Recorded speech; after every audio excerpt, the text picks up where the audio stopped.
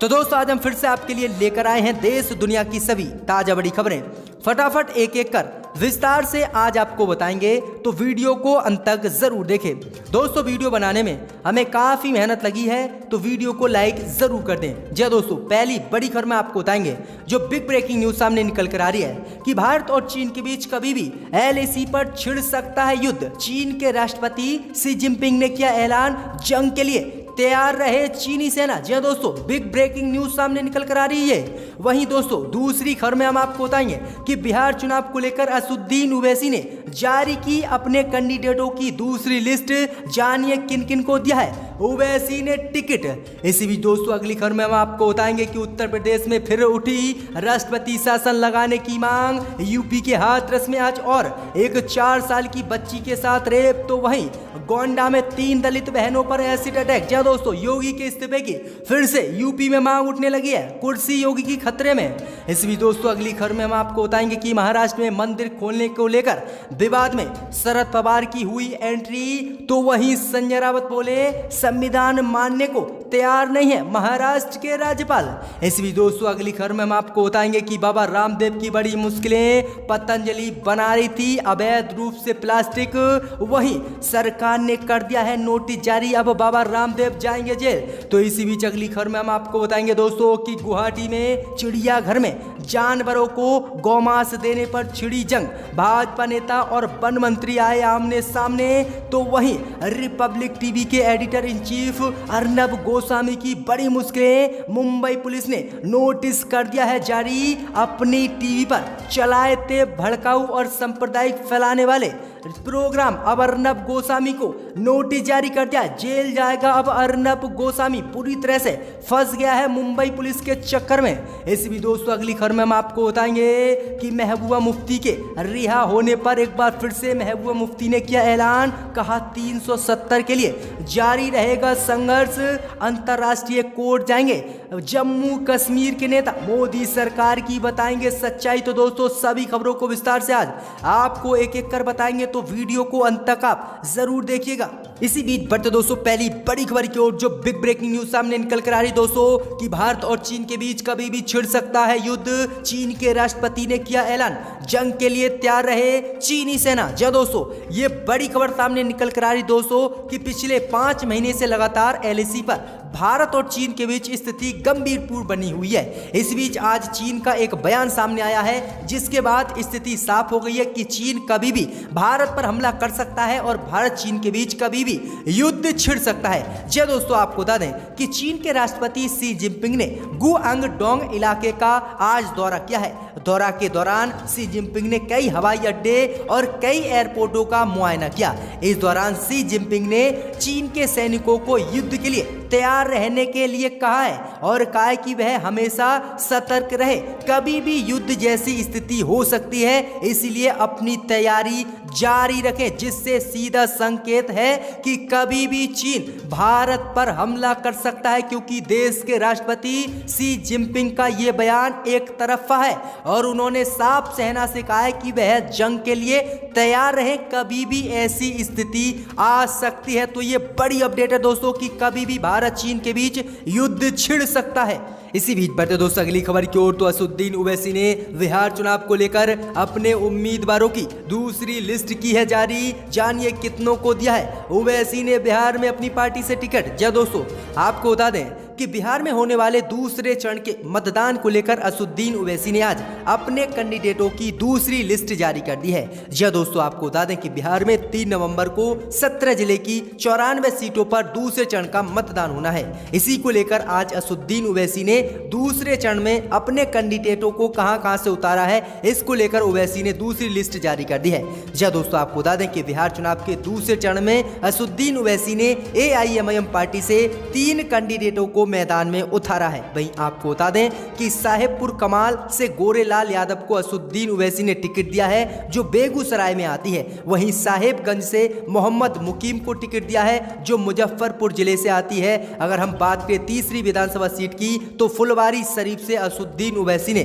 कुमारी प्रतिभा को टिकट दिया है, जो पटना जिले से आती है। तो जी दोस्तों, आपको बता दें कि असदुद्दीन ओवैसी ने अपने कैंडिडेटों की दूसरी लिस्ट जारी कर दी है, जिसमें से 3 कैंडिडेट कैंडिडेटों को बिहार के दूसरे चरण के मतदान में असुद्दीन ओवैसी ने मैदान में उतारा है। इसी बीच बढ़ते दोस्तों अगली खबर की ओर, तो उत्तर प्रदेश में फिर से योगी की बड़ी मुश्किलें, हाथरस में आज फिर से 4 साल की बच्ची के साथ रेप, तो वहीं यूपी के गोंडा में 3 दलित बहनों पर एसिड अटैक। जी दोस्तों, आपको बता दें ये बड़ी खबर सामने निकल कर आ रही है कि पिछले दिनों हाथरस में 19 वर्षीय दलित युवती के साथ गैंगरेप हुआ था, जिसके बाद उत्तर प्रदेश की योगी सरकार कटघरे में खड़ी हुई थी और कानूनी व्यवस्था पर सवाल उठने शुरू हो गए थे। इस बीच अब खबर सामने निकल कर आ रही है दोस्तों कि आज फिर से हाथरस में एक 4 साल की मासूम बच्ची के साथ रेप की घटना सामने आई है। जी दोस्तों, आपको बता दें जो मामला सामने आया है वो हाथरस के साननी में है। साननी में 4 साल की बच्ची के साथ रेप हुआ है। वहीं आपको बता दें कि इसके बाद अब उत्तर प्रदेश में फिर से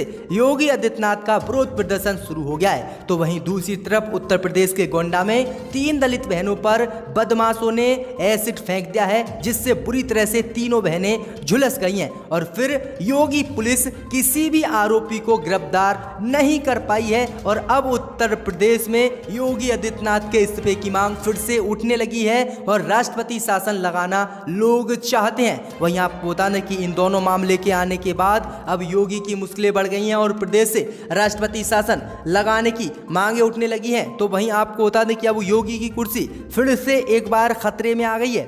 इसी बीच बढ़ते दोस्तों अगली खबर की ओर, तो महाराष्ट्र में मंदिर खोलने को लेकर विवाद में शरद पवार की हुई एंट्री, तो संजय राउत बोले संविधान को मानने को तैयार नहीं है राज्यपाल। जी दोस्तों, आपको बता दें कि इन दिनों महाराष्ट्र में धार्मिक स्थलों को खोलने को लेकर राज्यपाल और मुख्यमंत्री उद्धव ठाकरे आमने सामने आ गए हैं। अब इस मामले में महाराष्ट्र के सहयोगी दल एनसीपी प्रमुख शरद पवार की एंट्री हुई है और उन्होंने प्रधानमंत्री मोदी को पत्र लिखकर राज्यपाल की भाषा पर आपत्ति जताई है। दरअसल आपको बता दें कि महाराष्ट्र में बीजेपी कार्यकर्ता धार्मिक स्थल खोलने की मांग कर रहे हैं, जबकि शिवसेना कह रही कि अगर धार्मिक स्थलों को खोला गया तो प्रदेश में कोरोना बहुत तेजी से फैलेगा। लेकिन आपको बता दें कि अब बीजेपी कार्यकर्ताओं का समर्थन करते हुए महाराष्ट्र के राज्यपाल कोश्यारी ने भी इसको लेकर बड़ी बयान दिया है। उन्होंने कहा है कि महाराष्ट्र सरकार धार्मिक स्थलों को खोले और इससे कुछ भी नहीं होगा। लेकिन आपको बता दें कि राज्यपाल के इसी भाषा पर शरद पवार ने आपत्ति जताई है और कहा है कि आप प्रधानमंत्री मोदी के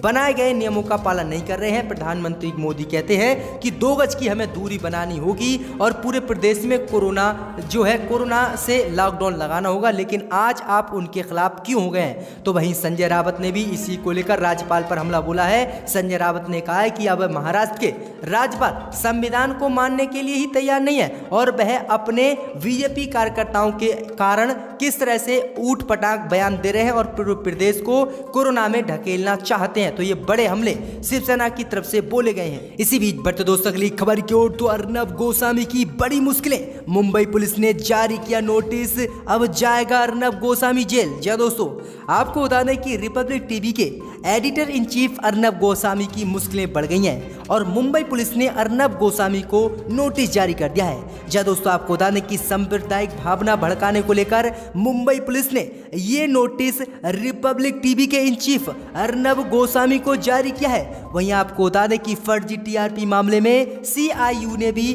2 बार लोगों को सम्मन जारी कर दिया है। इसी बीच आपको बता दें कि ये नोटिस सेक्शन 108 के तहत अर्नब गोस्वामी को भेजा गया है और अर्नब गोस्वामी पर आरोप है कि उसने अपने चैनल के द्वारा अपने शो में भड़काऊ बातें कही थी और इससे सांप्रदायिक तनाव फैलता है और इसी को लेकर उसके खिलाफ और कार्रवाई की जाएगी। वहीं अर्नब पर पुलिस ने आरोप लगाया है कि उसने पालघर में संतों की हत्या पर भी अपने शो में धार्मिक भावनाएं भड़काने का काम किया है। तो दूसरा मामला बांद्रा में जमा हुई भीड़ का भी नोटिस इन दिनों अर्नब गोस्वामी पर जारी कर दिया गया है। तो ये बड़ी अपडेट आ रही कि अब अर्नब गोस्वामी पर मुंबई पुलिस का शिकंजा कस गया है और किसी भी कीमत पर अब अर्नब गोस्वामी जेल से पीछे नहीं बचेगा। यानी अब मुंबई पुलिस ने पूरी रणनीति बनाकर अर्नब को एक बार फिर से जेल की ओर ढकेल दिया। तो ये नोटिस जारी कर दिया, जिसके बाद अर्नब की मुश्किलें बढ़ गई हैं। इसी बीच बढ़ते दोस्तों अगली खबर की ओर, तो गुवाहाटी के चिड़ियाघरों में जानवरों को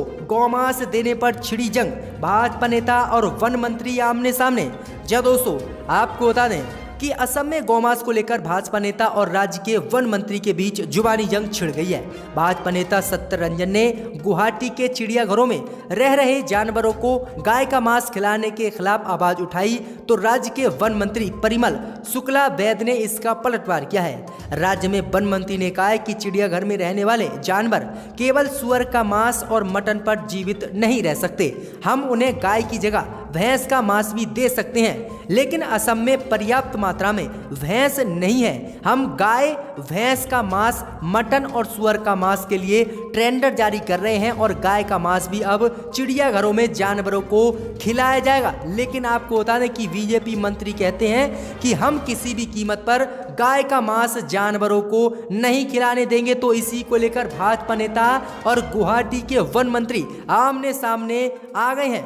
इसी बीच बढ़ते दोस्तों अगली खबर की ओर, तो बाबा रामदेव की बड़ी मुश्किलें, पतंजलि कंपनी पर प्लास्टिक बनाने के आरोप में नोटिस हुआ जारी, बाबा रामदेव जाएंगे जेल। जी दोस्तों, आपको बता दें कि बाबा रामदेव की कंपनी पतंजलि इन दिनों खूब विवादों में फंस गई है। जी दोस्तों, आपको बता दें कि बाबा रामदेव की कंपनी पतंजलि पर आरोप है कि उसने प्लास्टिक कचरा नियमों की अनदेखी की है और वह केंद्र की मोदी सरकार की रोक के बाद भी अपनी कंपनी में प्लास्टिक के निरे पॉलिथीन वगैरह पैकेट बना रही है, जो बिल्कुल अवैध है। वहीं आपको बता दें कि अब इसी को लेकर बाबा रामदेव पर जो है केंद्रीय प्रदूषण नियंत्रण बोर्ड ने नोटिस जारी कर दिया है और अब बाबा रामदेव की मुश्किलें बढ़ गई हैं और जवाब मांगा गया है कि बाबा रामदेव किसकी इजाजत से अपनी कंपनी में अपने प्रोडक्ट के लिए प्लास्टिक या फिर प्लास्टिक के जो भी पैकेट्स हैं वो बना रहे हैं, क्योंकि केंद्र की मोदी सरकार ने इन दिनों प्लास्टिक बनाने पर पूर्ण रूप से रोक लगा दी है। इसी बीच बढ़ते दोस्तों अगली खबर की ओर, तो रिहा होते ही महबूबा मुफ्ती ने किया ऐलान, 370 के लिए जारी रहेगा संघर्ष, मोदी की बड़ी मुश्किलें। जी दोस्तों, आपको बता दें कि करीब 14 महीने के बाद पूर्व मुख्यमंत्री महबूबा मुफ्ती की रिहाई से जम्मू कश्मीर में सियासी गतिविधियां तेज हो गई हैं। जी दोस्तों, आपको बता दें कि मोदी सरकार ने जब अनुच्छेद 370 हटाया था तभी महबूबा मुफ्ती को नजरबंद कर दिया गया था और कल उन्हें छोड़ा गया है। छूटने के बाद महबूबा मुफ्ती ने ऐलान किया है कि 370 के लिए उनकी जो संघर्ष है वह जारी रहेगा और मोदी सरकार ने उनके साथ अन्याय किया है। उन्होंने कहा है कि कोई भी शख्स उस काले दिन को नहीं भूल सकता, उस काली बेइज्जती को नहीं भूल सकता जो मोदी ने अनुच्छेद 370 हटाकर 5 अगस्त को कश्मीर के लोग के लिए की थी। वहीं आगे महबूबा मुफ्ती ने कहा है कि हम किसी भी हद तक के लिए अनुच्छेद 370 को बहाल करने के लिए जा सकते हैं। हम चीन से भी बात करेंगे और अंतर्राष्ट्रीय कोर्ट में भी इस मुद्दे को उठाएंगे। तो ये बड़ी अपडेट आ रही है कि अब जम्मू कश्मीर के सभी सियासी नेताओं ने अनुच्छेद 370 को लेकर मोदी को घेर लिया है। इसी बीच बढ़ते दोस्तों अगली खबर की ओर, तो सुशील मोदी का राजद पर हमला, राजद को बताया सुशील मोदी ने बलात्कारियों की पार्टी। जो दोस्तों, आपको बता दें कि बिहार विधानसभा चुनाव के लिए पार्टियों का प्रचार इस समय चालू हो गया है और अब पार्टियां एक दूसरे पर आरोप प्रत्यारोप लगा रही हैं। इस बीच आपको बता दें कि बिहार के डिप्टी सीएम और बीजेपी के कद्दावर नेता सुशील मोदी ने राजद को बलात्कारियों की पार्टी कहा है। दरअसल आपको बता दें कि बक्सर में दलित महिला के साथ गैंगरेप के मामले पर आरजेडी नेता नीतीश सरकार पर निशाना साध रहे थे, तो इस पर सुशील मोदी ने कहा है कि आरजेडी ने खुद बलात्कारियों को टिकट दिया है, ऐसे में वह ऐसे सवाल नहीं उठा सकते।